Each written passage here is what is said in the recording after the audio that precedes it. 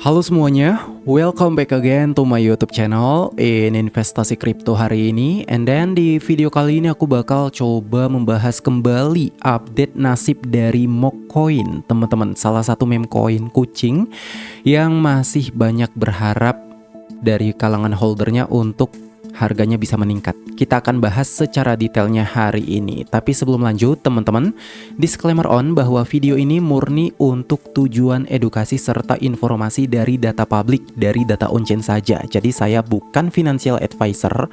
Pastikan teman-teman lakukan aksi DYOR, DYOR atau do your own research sebelum menginvestasikan dana kalian ke dalam aset apapun yang saya bahas. Oke, untuk itu kita masuk ke bagian pertama terkait dari perkembangan Mockcoin hari ini. Jadi teman-teman, Mockcoin ini adalah meme coin bertema kucing yang berbasis di Ethereum dan Base. Ya, jadi L2-nya Ethereum sendiri. Jadi dia asal-usulnya ya balik lagi dari Ethereum blockchain. Oke. Nah, token ini lahir dari budaya internet mogging. Jadi semangat kepercayaan diri lah. Dan kemudian ya saat ini per data terbaru tanggal 4 Juli 2026, Mockcoin berada di peringkat 425 dari data CMC dengan harga per keping koinnya sekitar 0,0601151. Ini mengalami peningkatan sekitar 11% dalam transaksi satu minggu terakhir, serta dari market cap-nya di angka 44,9 juta dolar. Volume perdagangan sekitar 9,61 juta US dollar.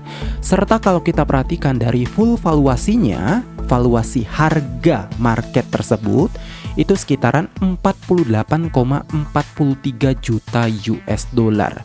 So far dari harga saat ini sudah tergolong yang sangat deep sekali, sangat murah sekali. Oke. Nah, pertanyaannya, apakah Mockcoin masih punya potensi? Ya, jawabannya di situ masih dalam hitungan spekulasi, teman-teman. Jadi kalau kita perhatikan secara bursa yang memperdagangkan, ya saat ini dia masih diperdagangkan di bursa US, salah satunya Coinbase Exchange, teman-teman, dengan volume sekitar 190.000 US dollar.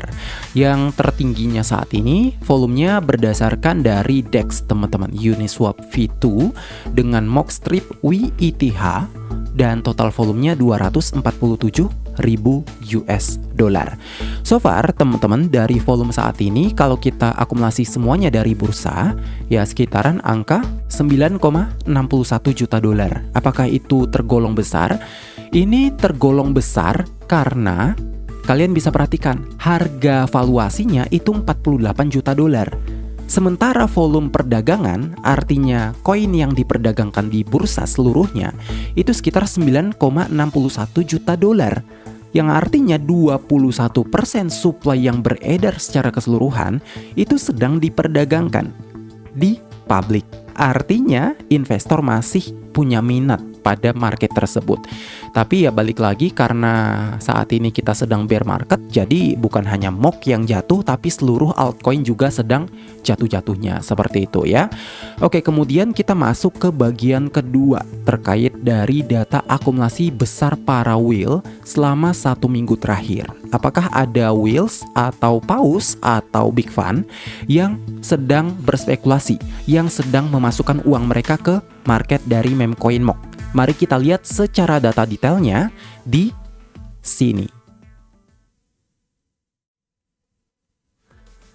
Oke, teman-teman, untuk bagian kedua kita akan fokus ke data para whale besar selama satu minggu terakhir. Jadi, teman-teman, whale activity ini menjadi sorotan utama di Mockcoin.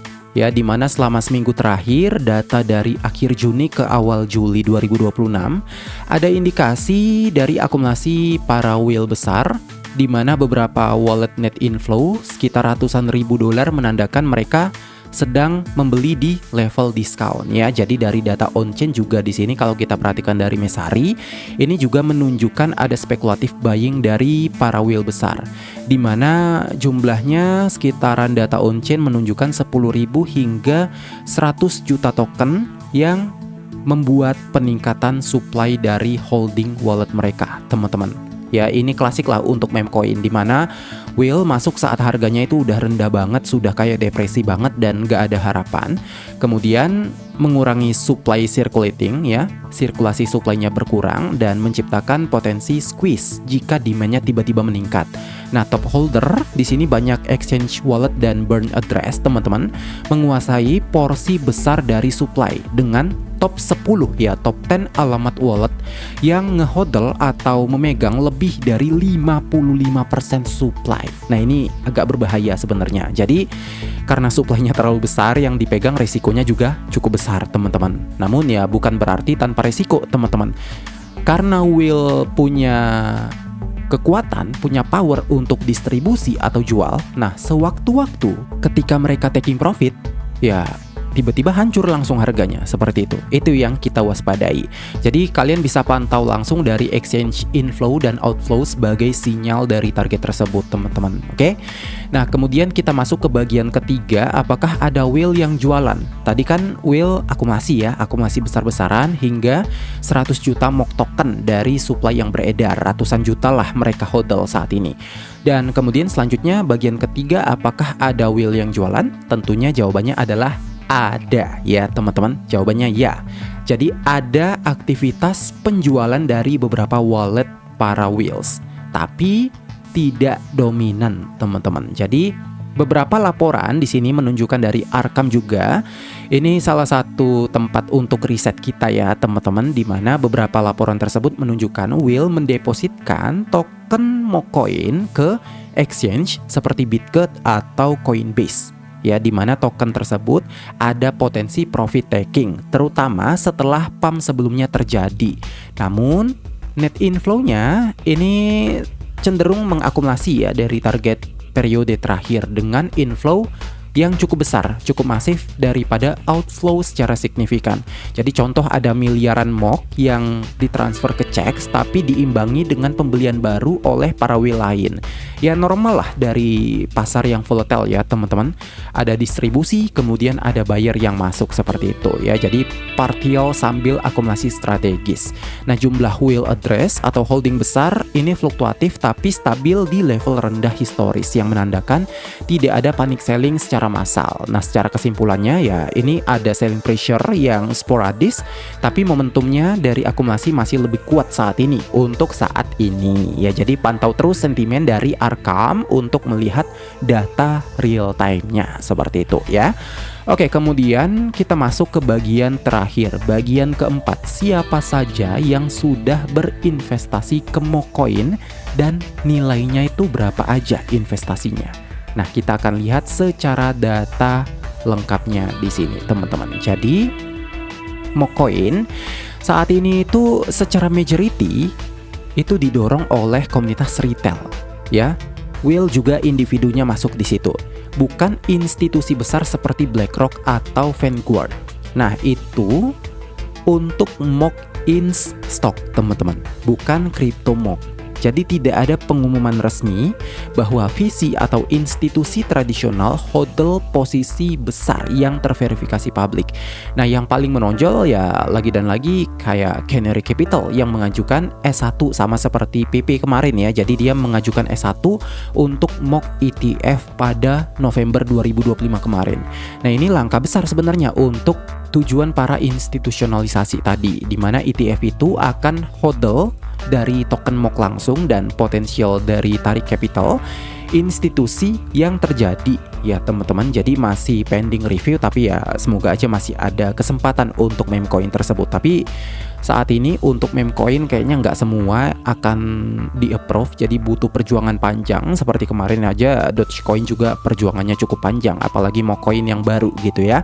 Nah, investor besar yang lainnya itu lebih ke whale anonim, teman-teman, yang hodl. Jadi ada beberapa whale besar yang memiliki anonim wallet tanpa nama sama sekali, untuk ya tujuannya supaya tidak terpublikasi lah, seperti itu, ya.